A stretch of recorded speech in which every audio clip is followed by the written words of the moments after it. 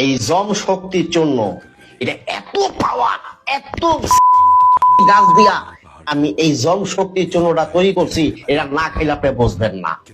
আদম সন্তান হইয়া যদি বেটাটা নারীর বুকে যদি ঠিক মতো তুমি চাবুক না চালাইতে পারো, তাহলে তুমি কিসের বেটা? তুমি তো হেডা হয়ে গেছো। এই দুনিয়াতে পুরুষ বলিয়া তুমি আর কোনোদিন দাবি করিও না।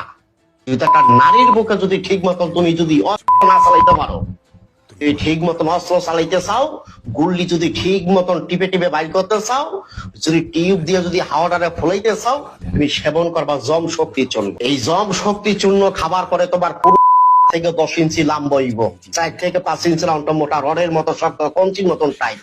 মায়া লোকে পাশে বইয়া হারারে ধরিয়া টিপবো, চাপবো, এটা মুখে নিয়ে চুইব। খোদার কসম একটা পোড়া এই পুরুষের মাথায় আইব না। আমি হাকিম মোহাম্মদ নবীর হোসেন এই পবিত্র জীবনে কি দেখছেন, কি খাইছেন, খাইতে খাইতে আপনি ঠাকুর হয়ে গেছেন। বিশ্বাস করেন না?